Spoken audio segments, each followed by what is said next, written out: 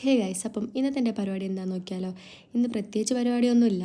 അപ്പോൾ ഞാൻ കരുതി എൻ്റെ 2 പ്രോഡക്റ്റ്സ് നിങ്ങൾക്ക് പരിചയപ്പെടുത്തി തരാമെന്ന്. ഇത് വന്നിട്ട് ഡോട്ട് ആൻഡ് കീൻ്റെ ഒരു ഷാമ്പൂ ആണ്, ഒരു മിനി ബോട്ടിൽ വരുന്നത്. ഇത് വന്നിട്ട് ജോൺസൺസിൻ്റെ ബേബി ഓയിലാണ്.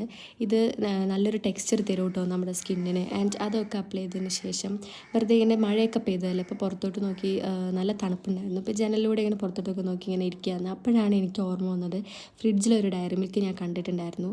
ആൻഡ് അതിന് വേണ്ടിയിട്ടുള്ള ഓട്ടാണ്. ഇതാണ് ഗൈസ് എൻ്റെ 20 രൂപേൻ്റെ ഡയറി മിൽക്ക്. എൻ്റെ അനിയൻ മേടിച്ചതാണെന്ന് തോന്നുന്നു. അപ്പോൾ ഇന്നത്തെ പരിപാടി ഇതിരുന്ന് തിന്നാനാണ്.